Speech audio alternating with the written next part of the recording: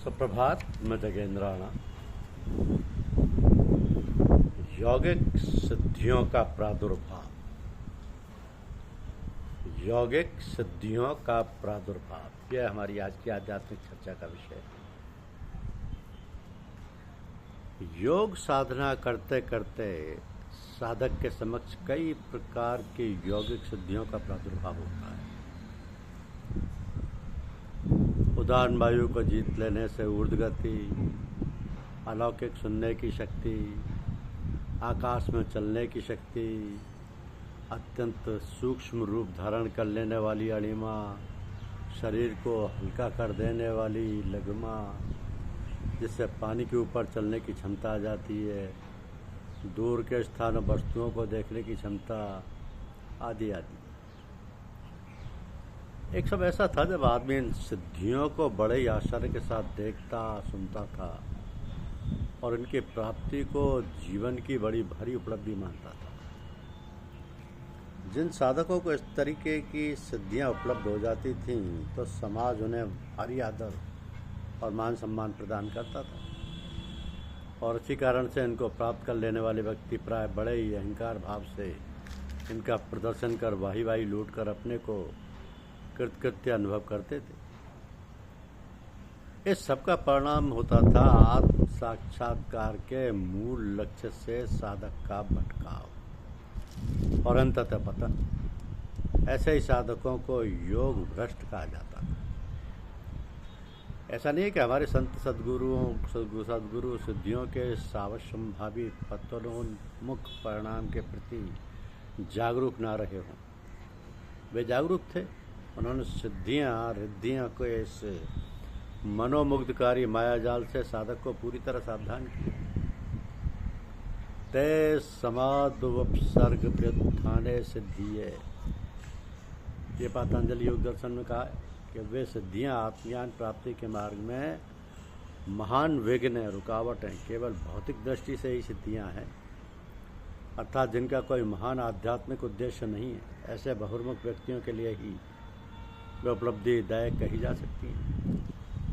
पूज्यपाद गोस्वामी तुलसीदास जी महाराज ने भी इस बात को बड़े सुंदर ढंग से समझाया कि ईश्वर का अंश यह जीव माया के वशीभूत होकर तोते और वानर की भांति अपने आप ही बन गए। चेतन यानी जीव और जड़ यानी माया में गांठ पड़ गई। यद्यपि यह गांठ मिथ्या है, फिर भी उसके खुलने में भारी कठिनाई, क्योंकि ये गांठ जीव के अंतर में हृदय में है और हृदय में मोह का घना अंधकार छाया हुआ है। तो अंधेरे में जैसी वस्तु नहीं दिखती, वैसे मोह के अंधकार में ये गांठ नहीं दिखती। अब गांठ खोलने के लिए पहले दिखाई तो दे, जब दिखे तो खोलने का कुछ उपाय बने। यदि भगवत कृपा से संत सद्गुरु के अनुग्रह से तेजस्वी तत्वज्ञान का दीपक जलाया जा सके तो उसके दिव्य प्रकाश से मोह का प्रबल अंधकार नष्ट हो जाता है और उस ज्ञान दीप के प्रकाश में जड़ चेतन की वो गांठ सिर्फ साफ साफ दिखलाई देने लगती है। यदि साधक विवेक बुद्धि से उस गांठ को खोल ले तो वह जीव कृतार्थ हो जाए, कृतकृत्य हो जाए। परंतु यही तो सारी कठिनाई है। गांठ को खुलता हुआ देखकर माया फिर नाना प्रकार के विघ्न उपस्थित करती है, बहुत सी रिद्धि सिद्धियों को भेजती है जो आकर बुद्धि को लुभाती है। कला, बल और छल के द्वारा वासना वायु से उस ज्ञान दीपक को बुझा देती है। तब सोई बुद्धि पाई उजियारा, उर गिरा बैठ ग्रंथ निर्वारा, छोरन ग्रंथ पाव जो सोई, तब यह जीव कृतार्थ हुई। तो साधन मार्ग में मिलने वाली ये सिद्धियां साधन मार्ग की सबसे बड़ी बाधा हैं। इनमें फंसे हुए साधक की स्थिति आए थे हरिभजन को होटल के कपास वाली हो जाती है। इन सारी चेतावनियों के बावजूद इनका रिद्धि सिद्धियों का आकर्षण होता ही इतना विकट है कि साधक इनकी चकाचौंध से प्राय अपने को बचा नहीं पाता, और इसी चाटक नाटक के प्रदर्शन में वह अपनी आध्यात्म यात्रा के चरम लक्ष्य को भूलकर इसी को पड़ाव समझकर रुक कर रह जाता है। तो भटकाव ही उसके पतन का पथ प्रशस्त कर देता है। इसी कारण हमारे ऋषियों, संतों व सद्गुरुओं ने इस अवस्था को पार कराने में बड़ी सावधानी से काम लिया है। साधक को इन उपलब्धियों से अनभिज्ञ रखते हुए, या यूँ कहें कि उनकी आँख पर पट्टी बांध करके निकाल ले जाती हैं, ताकि वो सिद्धियों की झिलमिलाहट देखकर आत्मानुसंधान यानी आत्मज्ञान के मुख्य कार्य से विरत न हो जाए। भले ही साधक ये सोचता रहे कि हमें तो कुछ आता ही नहीं, हम कुछ जानते ही नहीं, हमें तो सदगुरु ने कुछ दिया ही नहीं। यह हालत कुछ वैसी ही होती है जैसे द्वारकापुरी में भगवान श्री कृष्ण से मिलकर लौटते हुए मार्ग में भक्तवर सुदामा के। सुदामा जी भी तो यही सोचते हुए आ रहे थे कि हमें तो द्वारकाधीश ने कुछ दिया ही नहीं, यूँ ही खाली हाथ लौटा दिया। किंतु घर आकर सुदामा जी के आश्चर्य का ठिकाना ना रहा, क्योंकि प्रभु जी ने जो दिया था वह अश्रुतपूर्व अभूतपूर्व बादवत था। इसी तरह साधक को भी घर लौटने पर, अंतर्मुखी होने पर, यानी आत्म स्वरूप में स्थित होने पर ही ज्ञात होता है कि सदगुरुदेव ने हमें क्या अमूल्य आत्मरत्न दिया है। वंदनीय है ऐसे संत सदगुरुजन और उनकी महती दया व कृपा। तो आज जब इस विषय पर सोचते हैं तो पाएंगे कि विज्ञान के जितने भी आविष्कारों ने लगभग ये सारी सिद्धियां मानव जाति को सहज सुलभ बना दी। पानी पर एक आदमी के चलने की कौन कहे। आज तो पानी के जहाज पर पूरी एक बस्ती ही चली जा रही है। योग सिद्धि से आकाश गमन की जहाँ तक बात है तो आज 400-500 लोगों को लेकर आकाश में उड़ते हुए वायुयान उसके अत्यंत उत्कृष्ट उदाहरण है।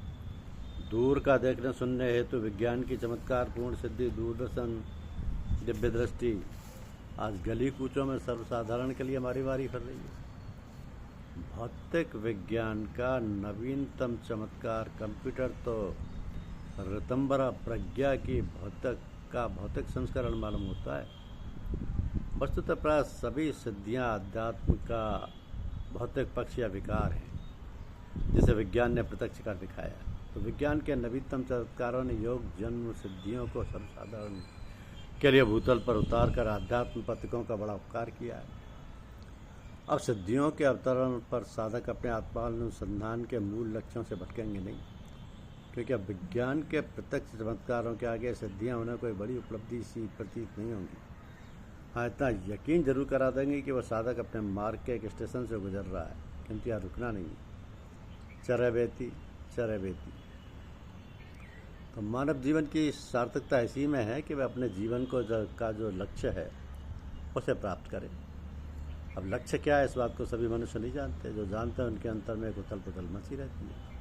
कुछ पाने की, कुछ जानने की उत्कंठा रहती है, जो कभी कभी उनके जीवन की गतिविधियों को ना जाने कैसे और कहाँ ले जाकर पटक देती है। ये गतिविधियाँ कहीं बाहर से नहीं आती, अभी तो हमारे संकल्पों की, विचारों की व भावनाओं की जो प्रसुप्त अवस्था रहती है वो अनुकूल अवस्था प्राप्त होने पर जागृत हो जाती है और अपना कार्य करने लगती है। उस समय मनुष्य कुछ अधिक सोच विचार नहीं कर पाता है, वरन एक अज्ञात शक्ति द्वारा परिचालित वो अवस्था आती है और चली जाती है। उसमें अधिक परिश्रम या उद्योग नहीं करना पड़ता है। ये सब कुछ साधारणतः हो जाता है। तब कभी कभी मनुष्य सोचने और समझने की कोशिश करता है कि ऐसा क्यों हुआ। यद्यपि ये सब हमारे ही संकल्प और भावनाओं की बनी हुई गुत्थी होती है, जो ना जाने कितने दिनों से जन्म जन्मांतरों में पड़ी हुई अपने समय की बात जो रही थी। बाट जोगना कोई उसके अपने बलबूते की बात नहीं होती है। ये तो जो समय जिस बात के भोगने का होता है तभी होती है। यह मनुष्य के अपने बस की बात नहीं होती है। हाँ, जो मनीषी हैं, ज्ञानवान हैं, जिन्हें कुछ अपने ऊपर, अपनी प्रकृति और अपनी कृतियों पर अधिकार बोध है, वे उस अवस्था और प्रवृत्ति को मोड़ देते हैं और उस प्रकार का उसका भोग साधारण तौर पर हो जाता है। किंतु ये सबके बस की बात नहीं है। प्राय मनुष्य कर्म करता है, प्रारब्ध बस, प्रकृति प्रेरणा बस, जिसमें उसका कोई प्रयास नहीं होता, पुरुषार्थ नहीं होता। पुरुषार्थ भी सबके बस की बात नहीं है। जो मानव जीवन के लक्ष्य को समझते हैं, जानते हैं, वही सावधान होकर कर्म करते हैं और ऐसे दुर्गम अवस्थाओं से पार हो जाते हैं। तो पुरुषार्थ से कर्मों का भोग होता है और भविष्य का हमारा मार्ग खुलता है। इस प्रकार जीवन एक अनिवर्चनीय अवस्था से पार होता हुआ अंत को प्राप्त हो जाता है। ये वैशिष्ट साहस तथा प्रयास केवल जो वस्तुतः मानव कहलाने योग्य हैं, जो मानव शरीरधारी होते हुए मनुष्यता और मानवता से उत्पन्न होते हैं, उन्हीं को प्राप्त है। वरना वो अपने संकल्प विकल्पों के जाल में उलझे पड़े रहते हैं। मनुष्य जीवन की सार्थकता अथवा मानवता की सच्ची अवस्था को प्राप्त करना ही ध्येय और लक्ष्य होना चाहिए। तो लक्ष्य सामने रहे और उसकी प्राप्ति की जिज्ञासा बनी रहे तो हमें अवश्य ही लक्ष्य प्राप्त हो जाएगा। मनुष्य जीवन की सार्थकता भी यही है, जो और योनियों में पड़े हुए जीवों को प्राप्त नहीं है। तो मनुष्य योनि भोग योनि के साथ साथ कर्म योनि भी है। इसके लिए सरलतम साधन है सत्संग। सत्संग वो यान है जिस पर सवार होकर मनुष्य दुस्तर और भीषण झंझावतों से सहज पार हो जाता है। तो सत्संग भी सभी मनुष्यों को नहीं प्राप्त होता है। जिनके अंतर में प्रियतम यानी परमात्मा को पाने की जिज्ञासा है, उन्हें वही ही भगवत कृपा से सत्संग प्राप्त है। और यह तन मन धन से उसमें लगे हुए हैं। मनुष्य में भी कोटियाँ हैं, कोई जड़ कोटि में है, कोई पशु कोटि में है, कोई मनुष्य कोटि में है, कोई देव कोटि में है और कोई तो ईश्वर कोटि में है। और बिरले ही जीवन मुक्त और विधेय होते हैं। ये सब गुरु कृपा से ही संभव है। भगवान अपनी दया और कृपा हम सब पर बनाए रखें ताकि हम गुरुमुख हो सकें, होकर बने रहें और मनुष्य जीवन की लक्ष्य की प्राप्ति करें। क्योंकि सबका सब विधि हो कल्याण, सबका भला करें भगवान।